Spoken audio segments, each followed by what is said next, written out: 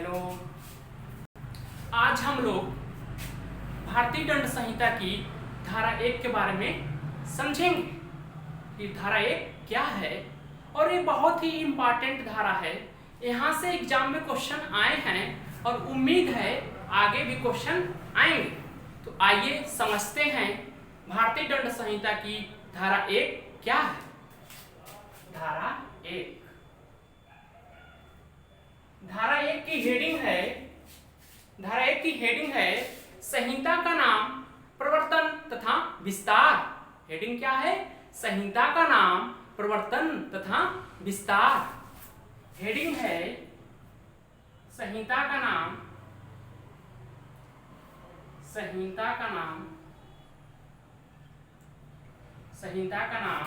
प्रवर्तन तथा विस्तार। हेडिंग है संहिता का नाम, प्रवर्तन तथा विस्तार। इसको हम लोग 3 पार्ट में बांटकर समझेंगे।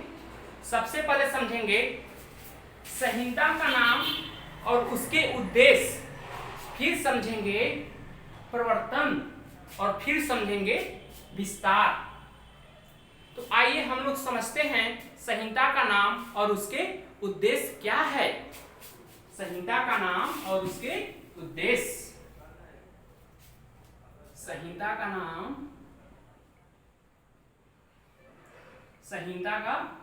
नाम और उसके उद्देश्य। धारा 1 के अनुसार भारतीय दंड संहिता का नाम क्या है? धारा 1 के अनुसार भारतीय दंड संहिता का नाम है भारतीय दंड संहिता 1860। क्या नाम है? भारतीय दंड संहिता 1860। धारा 1 के अनुसार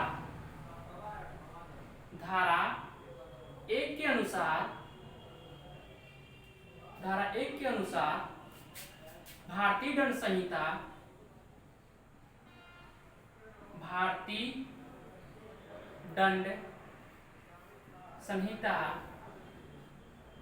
का नाम, धारा 1 के अनुसार भारतीय दंड संहिता का नाम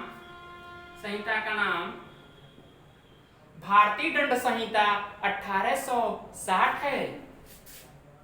भारतीय दंड संहिता 1860 है। क्या नाम है? भारतीय दंड संहिता 1860। अब समझते हैं भारतीय दंड संहिता का उद्देश्य क्या है। तो भारतीय दंड संहिता का उद्देश्य है संपूर्ण भारत में एक समान दंड संहिता लागू करना। क्या उद्देश्य है? संपूर्ण भारत में एक समान दंड संहिता लागू करना। भारतीय दंड संहिता का उद्देश्य है, भारतीय दंड संहिता का उद्देश्य है, भारतीय दंड संहिता का उद्देश्य है संपूर्ण भारत में एक समान दंड संहिता लागू करना। उद्देश्य है संपूर्ण भारत में एक समान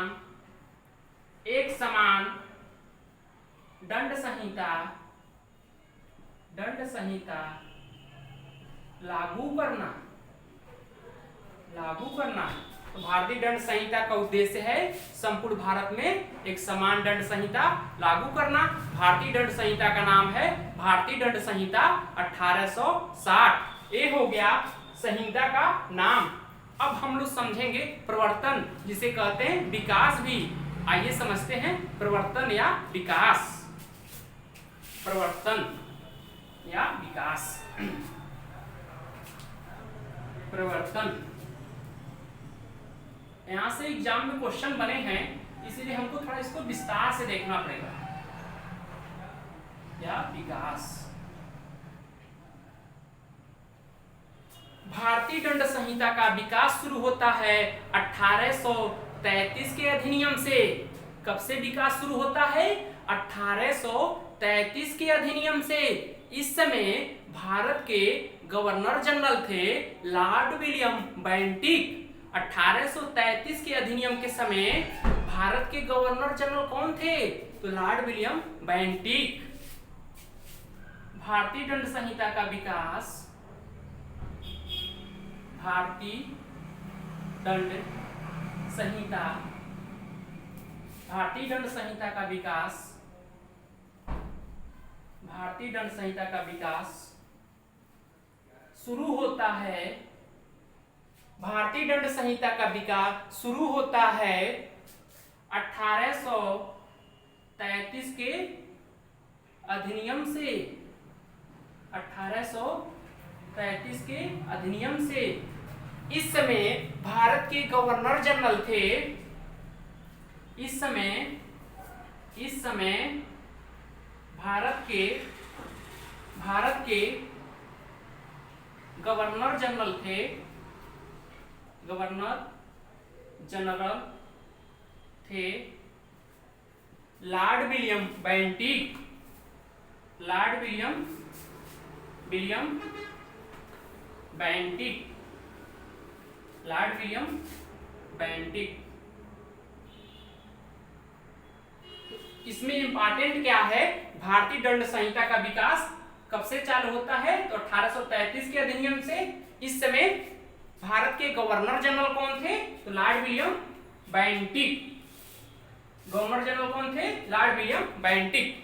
जैसा कि आप लोग जानते हैं 1833 के अधिनियम के तहत ही बंगाल के गवर्नर जनरल को संपूर्ण भारत का गवर्नर जनरल बना दिया गया और इस पद पर नियुक्त होने वाले वो प्रथम व्यक्ति थे लॉर्ड विलियम बेंटिक। तो 1833 के अधिनियम के तहत हुआ क्या?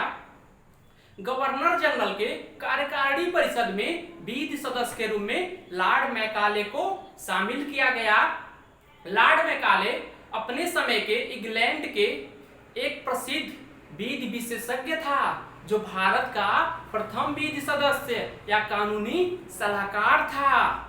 तो 1833 के अधिनियम के तहत क्या हुआ? गवर्नर जनरल के कार्यकारिणी परिषद में विधि सदस्य के रूप में लॉर्ड मैकाले को शामिल किया गया। लॉर्ड मैकाले अपने समय के इंग्लैंड के एक प्रसिद्ध विधि विशेषज्ञ थे, जो भारत के प्रथम विधि सदस्य या कानूनी सलाहकार थे। 1833 के अधिनियम के तहत गवर्नर जनरल के 1833 के अधिनियम 1833 के अधिनियम के तहत गवर्नर जनरल के कार्यकारिणी परिषद में गवर्नर जनरल के कार्यकारिणी परिषद में कार्यकारिणी परिषद में गवर्नर जनरल के कार्यकारिणी परिषद में विधि सदस्य के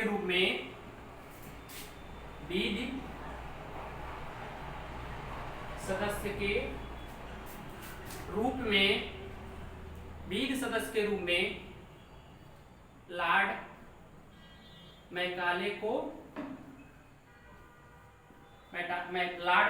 को शामिल किया गया।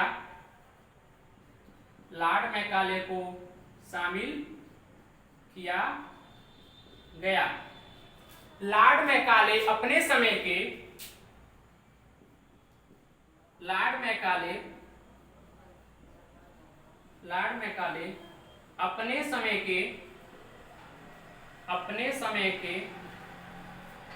इंग्लैंड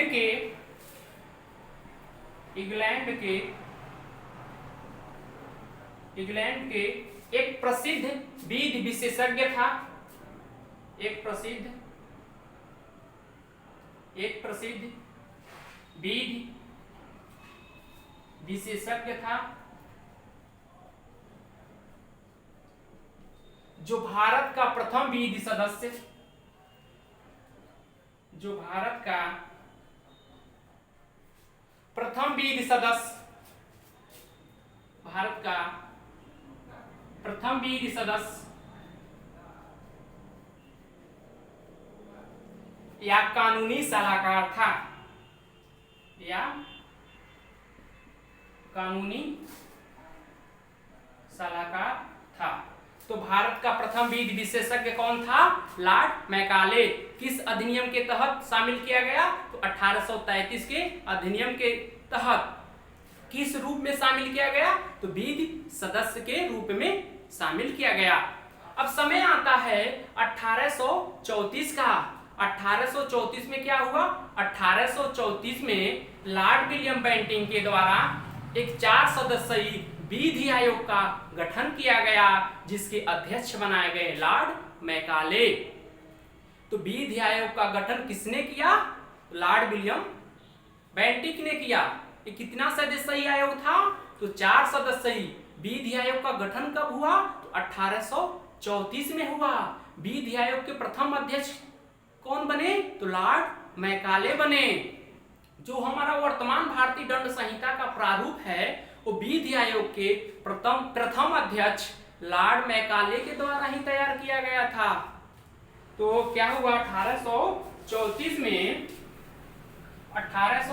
में लॉर्ड विलियम बेंटिक के द्वारा एक विधि आयोग का गठन किया जाता है, और जिसके अध्यक्ष बनाए जाते हैं लॉर्ड मैकाले। 1834 में लॉर्ड विलियम बेंटिक के द्वारा लॉर्ड विलियम बेंटिक के द्वारा एक 4 सदस्यीय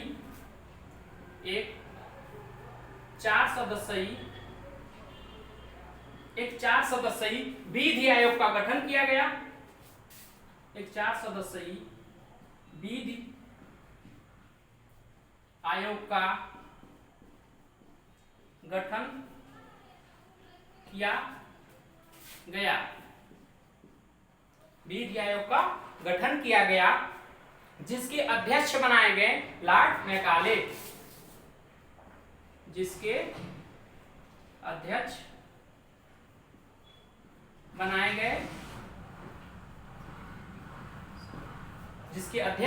गए लॉर्ड मैकाले।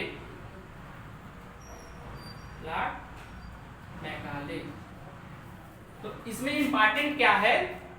विधि आयोग का गठन कब किया गया? 1834 में। विधि आयोग का गठन किसने किया? लॉर्ड विलियम बेंटिक ने किया। विधि आयोग के प्रथम अध्यक्ष तो लॉर्ड मैकाले।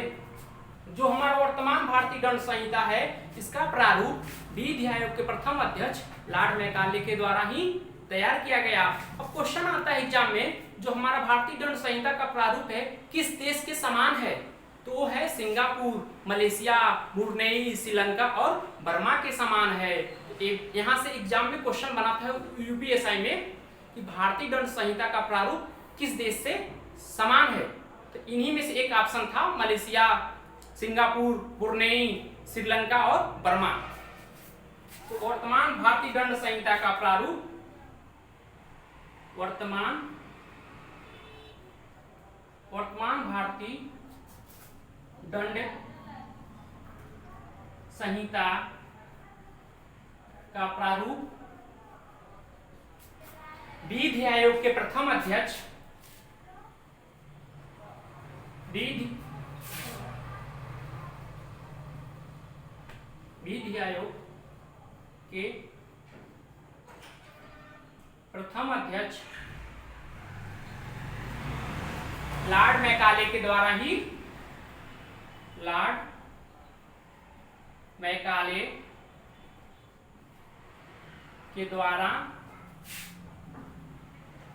तैयार किया गया था। और भारतीय दंड संहिता का प्रारूप किस देश के समान है? तो वो कौन से देश हैं जिसके समान है भारतीय दंड संहिता का प्रारूप? या भारतीय दंड संहिता किन किन देशों से लिया गया है? वो हैं मलेशिया,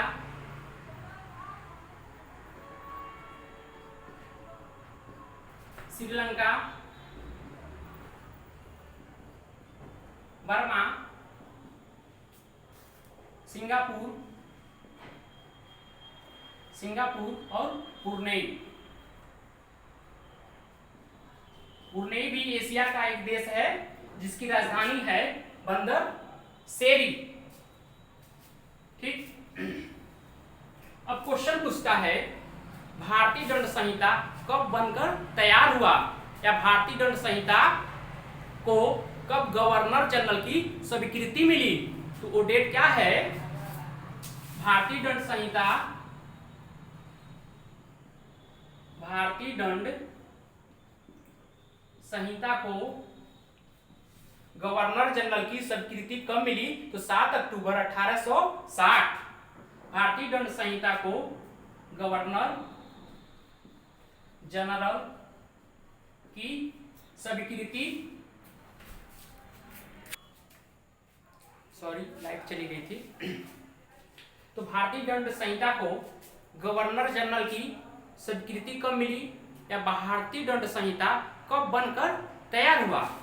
तो डेट था गवर्नर जनरल की स्वीकृति कब मिली, कब मिली, वो डेट है 7 अक्टूबर 1860। 7 अक्टूबर 1860 को गवर्नर जनरल की स्वीकृति मिली। अब क्वेश्चन पूछता है भारतीय दंड संहिता कब से लागू है, भारतीय दंड संहिता कब लागू हुआ। तो भारतीय दंड संहिता, भारतीय दंड संहिता 1 जनवरी 1862 से लागू है।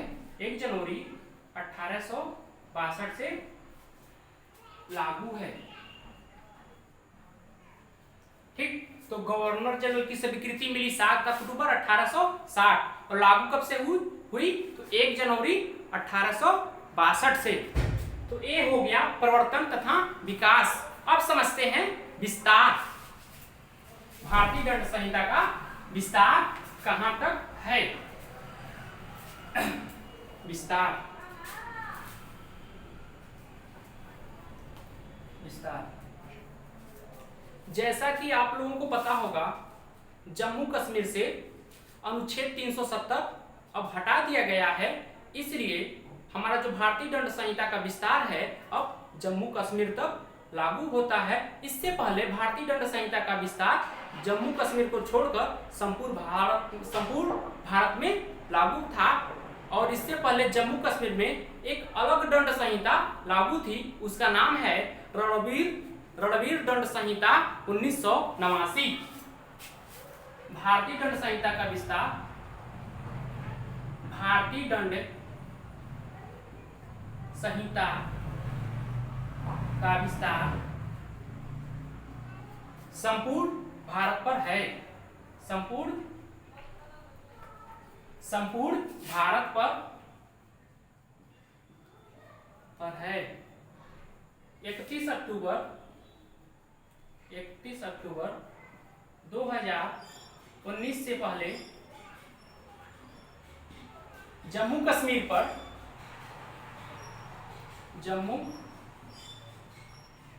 पर रणवीर दंड संहिता 1989 लागू थी। रणवीर